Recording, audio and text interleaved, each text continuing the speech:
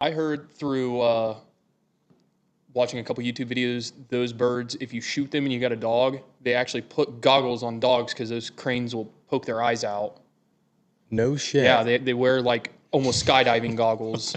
They'll put them on a lab, and the dog will run out because they're so big and whatnot that their That heads would be can an turn. awesome GoPro on the dog, wouldn't it? Yes. You know, that's actually funny you say that. I can't believe nobody's ever put a GoPro like on a bird dog.